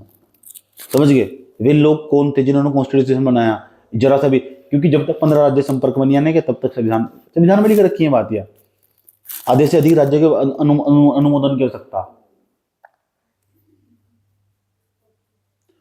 विशेष बहुमत और आधे से अधिक राज्य के विधानमंडल की आवश्यकता। अनुच्छेद 368 में सामान्य बहुमत का उल्लेख नहीं है, साफ साफ कह रखा है इसमें। देखो यहाँ क्या लिख रखा है, ध्यान से इस बात को पढ़ो। संविधान संशोधन की प्रक्रिया का उल्लेख अनुच्छेद 368 में है। इसके अनुसार संविधान में दो तरीके से संशोधन होता है, एक विशेष बहुमत से, एक विशेष बहुमत पर आधे से अधिक राज्यों के विधानमंडल की आवश्यकता। साधारण बहुमत की बात चल रही है ना, यहाँ लिखा हुआ अनुच्छेद 368 में साधारण बहुमत का उल्लेख नहीं है। अनुच्छेद 368 की प्रक्रिया का इस्तेमाल वहां होगा जहां विशेष बहुमत की बात होगी। और जब भी मैं विशेष बहुमत की बात कह रहा हूँ ना, अनुच्छेद 368 की बात, 300 मतलब 360 सीट चाहिए लोकसभा के अंदर। जब भी मैंने कहूंगा ना विशेष बहुमत, तो कह दो 2/3 बहुमत चाहिए, 2/3 बहुमत। कितना? राज्यसभा की कुल सदस्य संख्या बताओ कितनी टोटल? 245। सदन की कुल सदस्य संख्या का बहुमत कितना बैठेगा इसका? 123। उपस्थित तथा मतदान करने वाले का 2/3, 210। कितना बैठेगा? 210। तो 210 हमारे 210 उपस्थित आए हमारे पास। आज राज्यसभा में 210 ही लोग आए। अब उसका 2/3 निकाल लो, कितना जाएगा? 70 दुनिया बैठेगा 140, ये 2/3 है। तो विशेष बहुमत हमारे पास क्या हो? विशेष बहुमत प्लस आधे के अधिक राज्य के विधानमंडल का अनुमोदन। विधानमंडल के अंदर हमारे पास विधान परिषद भी आ जाएगी, दिल्ली और पांडुचेरी भी आ जाएगी हमारे पास। देखो ठीक, 28 और 2 कितने राज्य होंगे? 30। तो 30 का मतलब 30 का आधा करोगे तो बैठेगा 15 में जोड़ोगे तो बैठेगा 16 राज्यों में जिसकी सरकार होगी तो बदलाव होगा, नहीं तो बदलाव होता ही। सामान्य बहुमत से संविधान में निम्न प्रावधानों को संशोधन होता है। इस जहां सामान्य बहुमत लगता होगा, ध्यान से समझ लियो। यानी अगर तुम यहाँ बदलाव करोगे संविधान में, तो वहां तुम आधे से अधिक सदस्यों की आवश्यकता होगी, बस 50% +1। 50% +1 का मतलब जितने बंदे आए थे उसमें आधे से अधिक ने साइन कर दिए, तो वहां आराम से काम हो जाएगा। संविधान में ऐसे ही बदलाव कर सकते हैं। चलो जो देखते हैं, सामान्य बहुमत से संविधान के निम्न प्रावधानों में संशोधन होता है। नए राज्य का गठन करना, मुझे उत्तराखंड में 2 राज्य काटने हैं, हरिद्वार और जो देहरादून और उधमसिंह नगर को मिला के एक राज्य बनाना चाह रहा हूँ। समझ बात यार, ठीक है।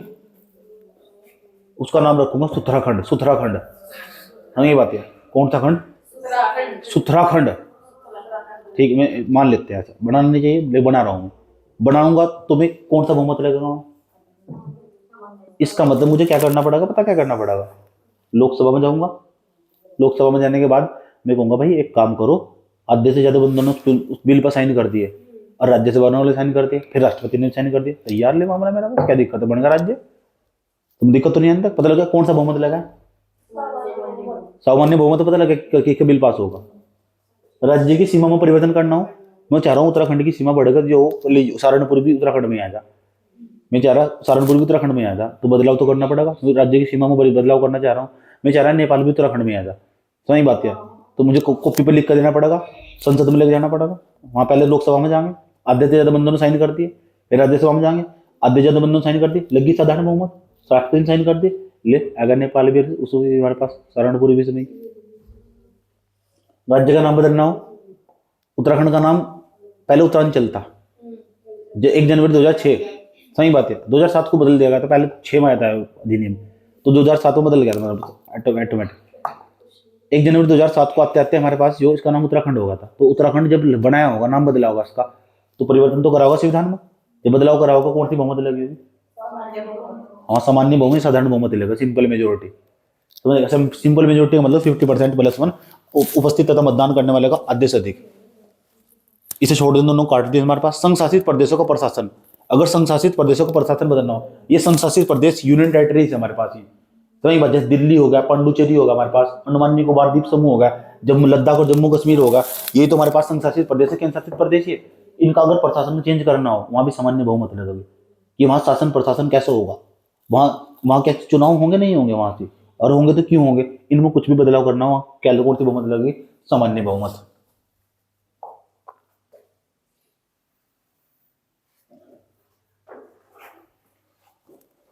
इसे पढ़ियो, क्या लिखा? निम्न प्रावधानों में संशोधन हेतु संसद के विशेष बहुमत के साथ साथ आधे से अधिक।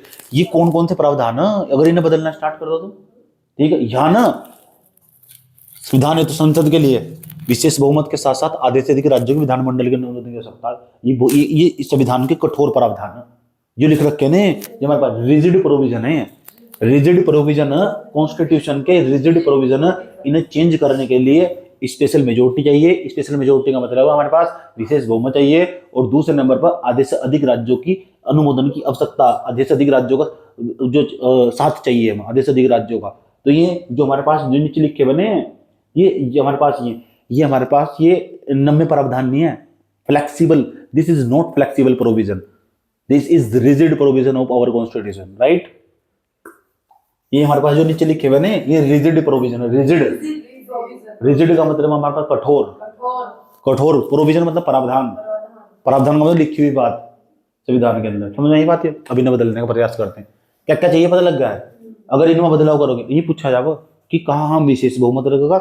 विशेष बहुमत के साथ साथ आधे से अधिक राज्यों के अनुमोदन की आवश्यकता होगी, सही बात है। और देखो, राष्ट्रपति का निर्वाचक मंडल बदलना हो, आजकल हम राष्ट्रपति का चुनाव करते हैं, तो राष्ट्रपति का चुनाव हम सोचते हैं कैसे करते हैं, कौन कौन राष्ट्रपति चुनाव में भाग लेते हैं, चलो बताओ।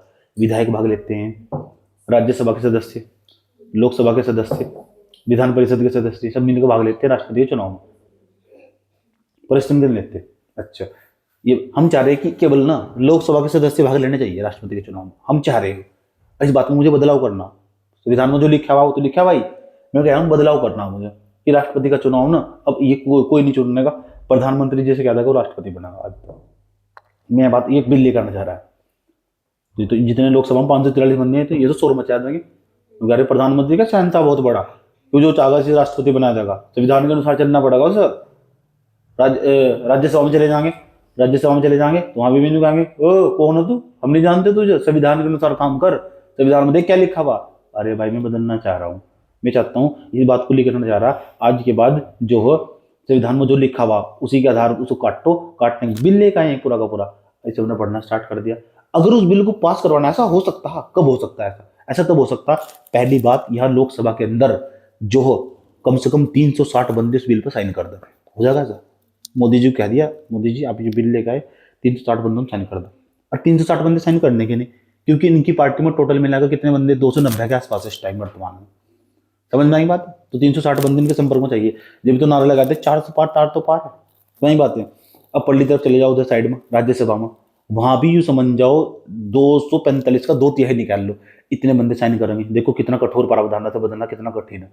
लोग कहते थे संविधान बदलना, संविधान बदलना, गधे, अकल ही नहीं है, समझ गए कितना कठिन हो उसे बदलना। उसके बाद क्या करेंगे हम, उसके बाद जैसे 245 सीट उनका 2/3 निकाल लोगे, 2/3 मेजोरिटी निकाल लोगे वहां की। जब 2/3 मेजोरिटी निकाल लोगे वहां की, तो वे साइन करेंगे, तब फिर राष्ट्रपति साइन करेंगे। चलो राष्ट्रपति इतना तो कर ही दिया, अब 15 राज्यों में सरकार चाहिए। अगर 15 राज्यों में सरकार होगी तब जाकर फिर बिल पास होगा, तब जाके तो बदला जाएगा हमारे पास राष्ट्रपति का निर्वाचक मंडल बदलेंगे तब बस। ऐसा करोगे, ये बातें बदल देगा ऐसा करके, जितनी मैंने बातें लिखी हुई, और ये बातें बदल देंगे, 10 संविधान बदल दिया ना पूरा पूरा। ये खास बातें तो बदल दी, तो 10 संविधान बदल दिया, तो संविधान बदलने के लिए ऐसा करना पड़ेगा। तो 15 राज्यों में सरकार चाहिए, सही बात है। और जो पता लग चुका, लोकसभा में 360+ सीट चाहिए, राज्यसभा के अंदर भी कम से कम 2/3 बहुमत चाहिए, समझ में बात है। राष्ट्रपति तो अपने पक्ष का हो गई है इनका, ठीक है। उसके बाद क्या करना चाहिए, 15 राज्यों में सरकार होने के बावजूद भी अब ये सब चीजें हो चुकी। अब भारत की जनता को लग रहा है, भारतीय जनता सड़कों पर उतर चुकी, इन्होंने सब कुछ जो घोटाला कर लिया ये वो फलान डेम का, अब जनता सड़कों पर उतर चुकी। हमारे जैसे जो लोग होंगे, हमारे जैसे जो वकील होंगे, वो खींच के लेकर जाएंगे सुप्रीम कोर्ट में इस बात को, इस कानून को बन चुका, सब पास भी कर दिया, सही बात है, लेकर जाएंगे। अब सुप्रीम कोर्ट पढ़ेगा, सुप्रीम कोर्ट पढ़ेगा, हाँ भाई क्या बनाया तुमने, लोकसभा के अंदर जो राष्ट्रपति का चुनाव प्रधानमंत्री करेंगे, अब ये प्रधानमंत्री करेंगे, सुप्रीम कोर्ट आएगा, सुप्रीम कोर्ट पढ़ के देखेगा, अच्छा ये सरकार के द्वारा बनाया गया कानून, और ये क्या है हमारे पास संविधान, संविधान में तो कुछ और लिखा हुआ, और संविधान में यह बात लिखी हुई, अगर कोई भी बात, कोई भी कानून जो बनाएगा वर्तमान समय में, अगर वो संविधान से मैच नहीं खाता तो उसको उस हद तक रद्द कर दिया जाएगा। ये तो सारा ही रद्द कर दिया गया, ऐसा हुआ आज तक कभी? हाँ हुआ, 99वां संविधान संशोधन जाकर पढ़ो, एनजैक सरकार ने बनाया था, सही बात है।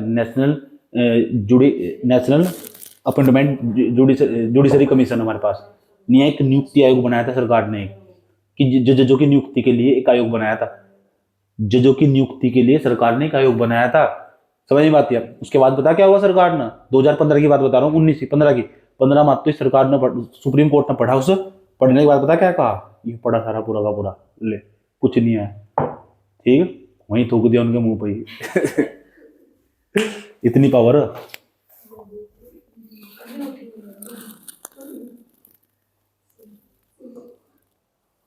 कौन उठे, सो गई। राष्ट्रपति की निर्वाचन विधि बदलनी हो, चाहे संघ सरकार की कार्यपालिका संबंधी शक्तियां बदलनी हो। संघ सरकार की कार्यपालिका संबंधी शक्ति बदलने का क्या मतलब है बताओ, ये लिखा हुआ संघ सरकार की कार्यपालिका संबंधी शक्तियां बदलनी हो, यानी जो केंद्र की सरकार, संघ का मतलब केंद्र हो, सेंटर जो गवर्नमेंट है हमारे पास वर्तमान समय सरकार, उसकी और भी पता लग गया ना, संविधानों के अंदर बदलाव करके अपने आप को और भी पावरफुल बना लिया, ऐसे बना लेंगे थोड़ा ना बना लेंगे, पता लग गया कहाँ कहाँ तो गुजरना पड़ेगा। पहले लोकसभा में चाहिए, फिर राज्यसभा में चाहिए, 2/3 सदस्य चाहिए पक्ष में, फिर राष्ट्रपति के साइन चाहिए, फिर उसके बाद अगर वहां से भी मन भर गया 15 राज्यों से ज्यादा सरकार चाहिए, सही बात है, 15 राज्यों से ज्यादा में सरकार है नहीं इनकी, सही बात है। उसके बाद क्या करेंगे, अगर वहां से भी नहीं मन भर गया फिर क्या करेंगे, फिर जाएंगे हमारे पास, अगर सबसे मन भर गया फिर सुप्रीम कोर्ट के पीछे से वोट देंगे इनका।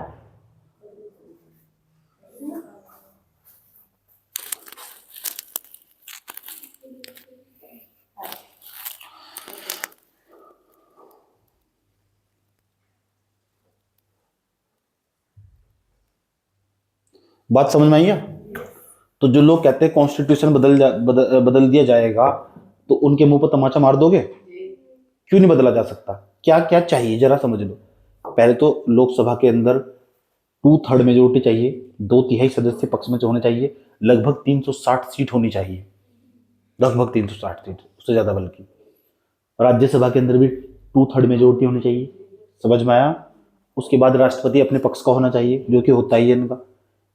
तीसरे नंबर पर क्या होना चाहिए, अब चौथे नंबर पर, अब मुझे चाहिए चौथे नंबर पर संविधान बदलने के लिए क्या चाहिए, 15 से ज्यादा राज्यों, आधे से अधिक राज्यों में सरकारें चाहिए, समझ में?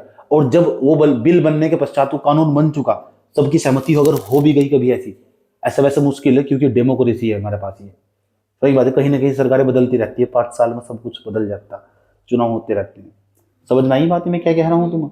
उसके बाद अगर ऐसा भी हो जा, उसके बाद सुप्रीम कोर्ट के अंदर वो बिल जाने वाला, कानून जाने वाला, वो कानून ना सुप्रीम कोर्ट रख के देखेगा, अच्छा बेटा ये तो कानून तुम बना के लेके आए हो ना, ये संविधान के आधार पे नहीं है। हम यही जांच करता है कि जो कौन सा कानून संविधान के आधार पे बेस पे बनाया गया है, मैच करके देखता है और उसको उसी हद तक रद्द कर दिया जाता है। ऐसा हम कर चुका है, इसलिए संविधान बदलना आसान नहीं है। समझ में आया? बाकी सबको बेवकूफ़ ही बनाया जाता है कि हम हिंदू राष्ट्र बना देगा, हम फलाना बना देगा, हम ढिमका बना देगा, क्योंकि वो सब अनपढ़ों की फौज इकट्ठी हो रखी है, वो पढ़ता नहीं है।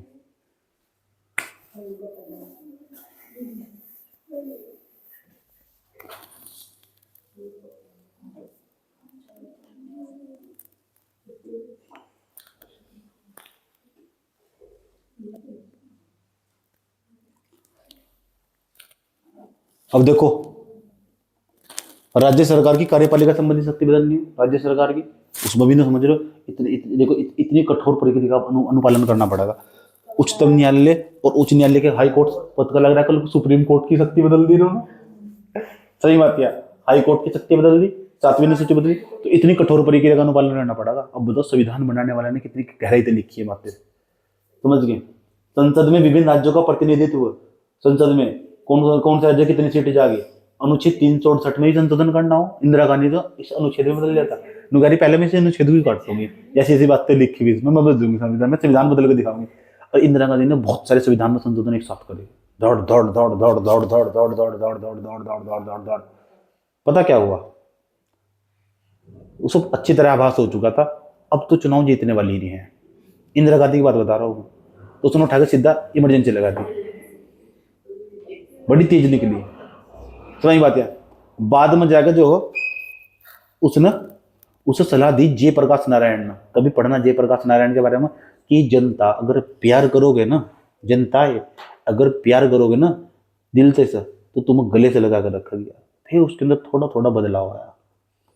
समझ में आया बात है? और समझ में आ चुका, फिर अगले चुनाव में फिर जीतती हो।